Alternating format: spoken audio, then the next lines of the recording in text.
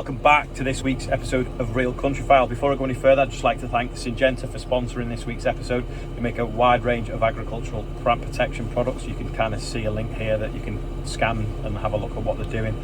And also they do a lot in closed transfer systems, which is safe movement of chemical from the container into the sprayer. So we'll see a little bit about safe handling of chemicals and stuff in a minute.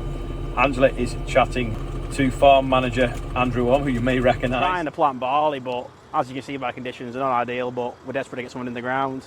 He's trying to beat the weather window, which is what I've been trying to do. Got in some barley. I've just been rained off from rolling down. So we'll have a look at what he's been up to. And also, Stephen is catching up with the lamb industry at the moment. We're all eaten up with no fodder left and everything's wet through. Trying to lamb some more sheep now and it's just a mess. Anyway, over to Ian in Dorset and we'll have a look at what he's up to there with these chemicals.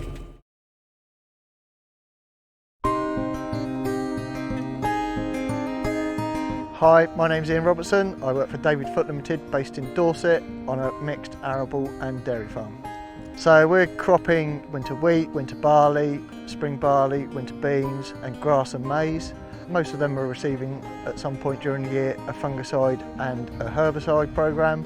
We're operating a Bateman RB35 with 4,000 litre tank and 30 metre booms. Probably the three biggest challenges that I face as a sprayer operator is the wind, the weather, applying the product safely and accurately, and just trying to cover the ground in a timely fashion. I've been using two different systems over the last 2 years and they've developed so much in that time. The three advantages that I see the closed transfer system bringing to me are it's quicker, it's easier and it's safer. I can't find anything not to like about it. You've completely and utterly eliminated any possibility of point source contamination because it's sealed units all the time. It's so quick and easy. While the can is either inducting or rinsing, you could be opening cans, draining other cans, recycling cans and getting them ready to go in the system. You can be doing three things at once in essence, which speeds the time up. We're looking at about a 30% saving in time over a traditional fill method. We'll definitely be using the CTS for the foreseeable future.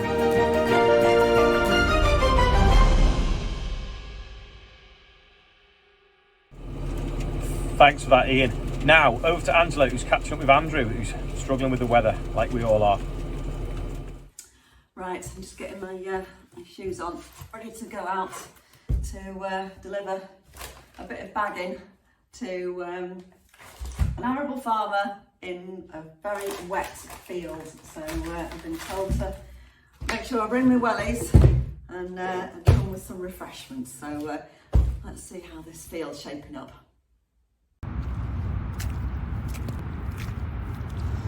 Oh, what a muddy old place this is.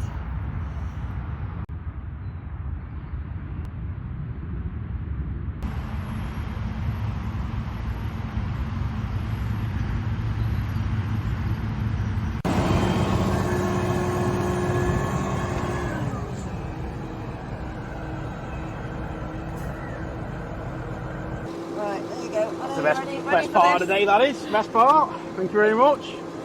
Welcome to the bog. Oh God, this is such a wet field. I've got my wellies on, thank goodness, but I know it's a real... No fun and games now. Oh God, yes, yeah, I know you've struggled to... well, in fact, tell us in your own words, what are you actually doing in this field? Well, we're trying to plant barley, but as you can see by conditions, they're not ideal, but we're desperate to get someone in the ground. And I think a lot of other farmers are in the same boat we're in, to be honest with you. That's it, because time is absolutely critical, isn't it, at the moment? Oh, so definitely, if you don't get yeah. it in the ground now, It's not worth doing. you just won't have time to No. let it grow and harvest later in the year. So, you know, but I'm not from an arable background, so I'm completely clueless as to what this piece of equipment is. So it would be really helpful if you could just show me the ins and outs of how it actually works. So this is a combination drill, obviously goes on the back of the tractor. So the lad over there will go ploughing ahead of us and turn the field over to make it fresh soil. And then obviously this bit here is a drill, it's a power harrow which makes it fluffy and breaks all the soil down. In there, all the seeds in there, it goes down there and a fan then blows it out into each of them tubes there and then distributes the seed through each culture disc. And then that just them tines at the back there just close everything up, make it a bit neater at the back. Yeah. So each of these discs here has got a tube next to it with where the seeds come out of. And then we've had a bit of a blockage. We've had 2 blockages already, yes. 2 blockages.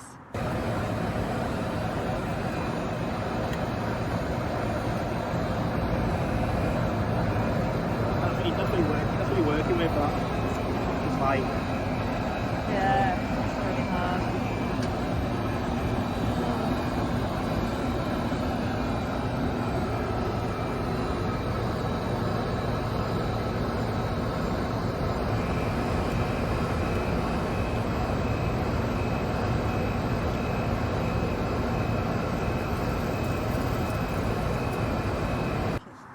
They're a good bit of kit, but they're just slow going, being so small. You can't really go fast either, and like I say, conditions aren't the best, so you can't push on hard enough. So working in this kind of ground is going to use a heck of a lot more fuel. A lot more fuel, yeah, and a lot more manpower. Rather, you min-till, you can go straight in by yourself, direct drill straight in, where now we've got 2 lots of labour, 2 lots of fuel bills, and a lot more wear on the machinery and the equipment behind it. So, so tell us about this ground then so far. Well, this field here was a failed field of OSR that the flea beetle got to, and the rain and the pigeons and everything else. So we had to make a decision, do we keep it or not? And then we decided not to keep it. So we decided to rip it all up and start again, basically reset the field again. Gosh, so it did have a crop in it? It did have a crop in it. If you look over there, you can see it just green over there, and just in the distance there where the tractor is now. But it's awful. It's not a good crop at all. So I just make the plunge and start again with it. So the cost of actually putting that field, sowing and everything, that's just all gone It's now. doubled now. It's been sown twice. Sown for OSR and now sown for barley. So you've had some very late nights. Oh yes, very late nights. Yeah. I was going to say, probably early mornings actually. Yeah, I isn't think it? later got in about 3 o'clock on Saturday morning. They got in. I was back in work for 7:30, 8 o'clock the next day. Oh, It's my carrying God. on. And you can work at night, okay? Yeah, we've got GPS and lights, so it does all the work for you, really. Right. Okay. Yeah. Just So need let's have feeding. That's the only thing. Right. So we've got the GPS operational now, so it's actually driving itself. Steering wheel doesn't need to be touched, but so it's just a case of keeping your eye on the back screen there. Yeah, that's about it. Yeah, got your screen there, telling what the drill's doing. So you see the drilling there, the rate, and that's when you know it's drilling. And obviously your speeds and your fan speeds. You've got all your different settings here, like calibrating it and what rates you want. Pretty simple, really. And you've got like a little screen there saying how long you've been going for the last 2 days. And like a little map there where you've been. Well, you've got a map there as well on that screen as well. We normally go with that one, that's more accurate to know your hectareage than that screen really. It's a rough idea.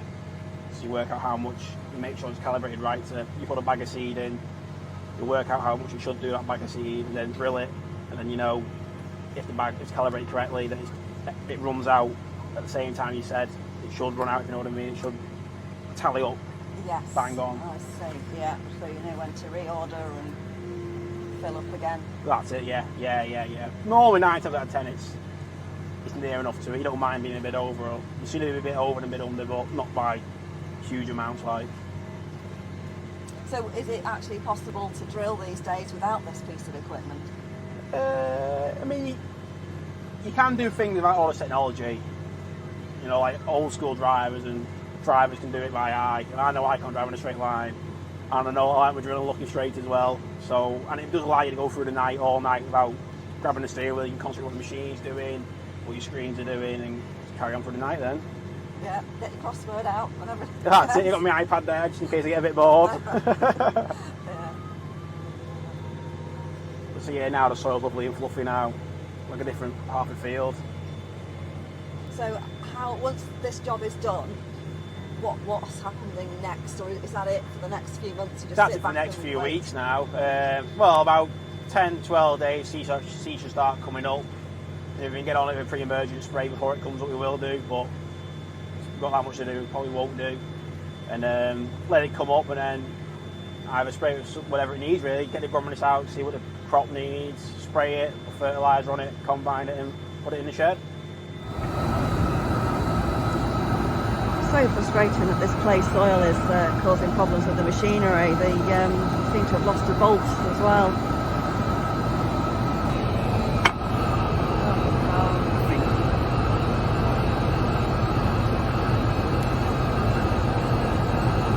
And it's basically just the weight of the soil that's probably done that, is it? Yeah, I think the vibrations and it going up and down and banging round, it's not really ideal for it really, but we'll fix it.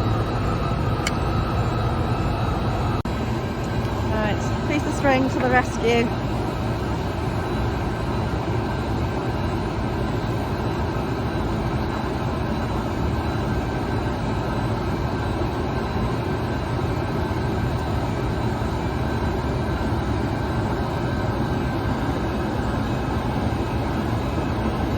Got to be so practically minded when you're a farmer, haven't you? Just anything comes to hand to use in a dire situation. Brilliant. We'll carry on.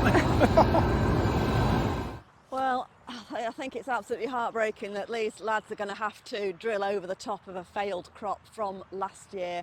They've got a fair bit still to do in this field. They're going to be here for some considerable time, but fingers crossed they can just about make it in time. It's a very stressful situation that they're basically against the clock to be able to get this seed in for this year's harvest. So let's hope they're going to make it. What a horrendous year. Let us know your struggles. You know, are you on top of the job or are you massively behind like we are? Let us know in the comments. Now over to Stephen, who's chatting to John Holt about the sheep industry.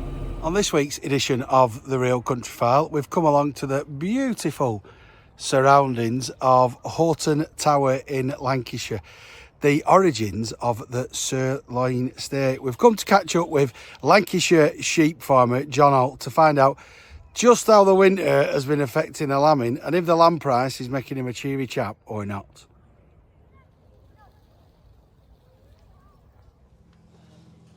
So we'll start off, John, by asking how's trade here today at Houghton Tower Farm? Yeah, it's all good today, Stephen. Yep, all busy. Yep. Bit of sun's fetching a few more punters out. Yeah, it is. Yeah, I think so. Yeah. Cheering each other up.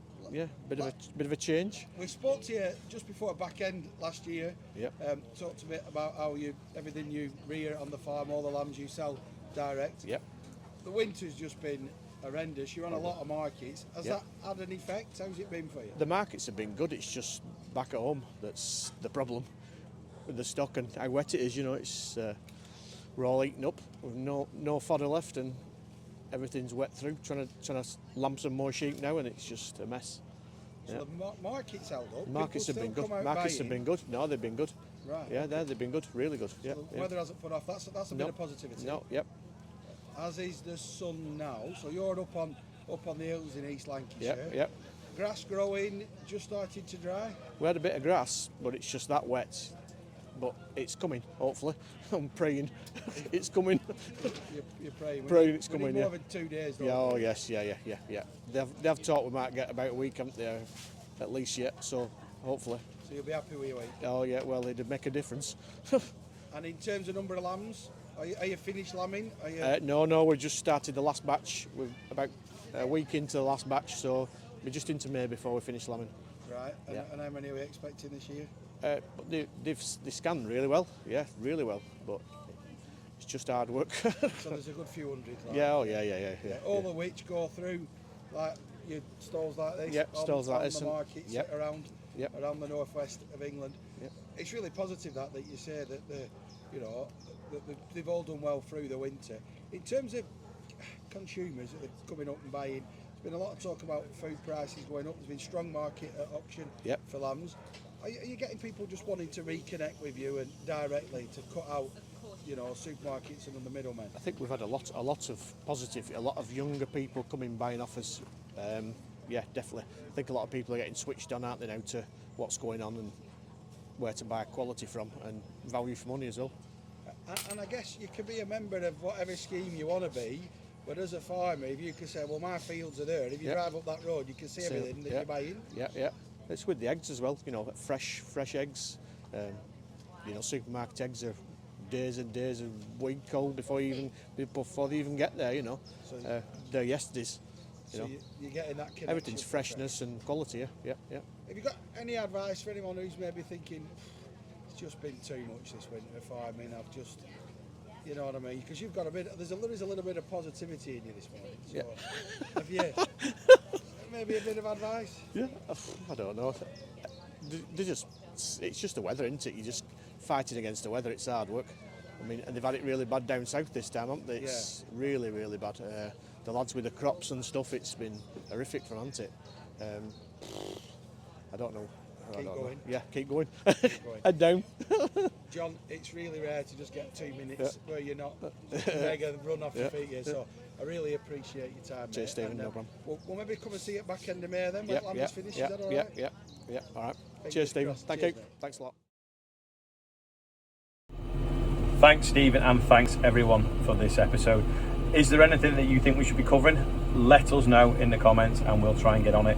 Also, thanks again to Syngenta, who do, like I say, a wide range of plant protection products. I think the QR code might be there to go and check it all out. So without their help and support, we won't be able to keep making this channel every week. Anyway, that is about all for this week. Thanks for watching and we'll see you next week.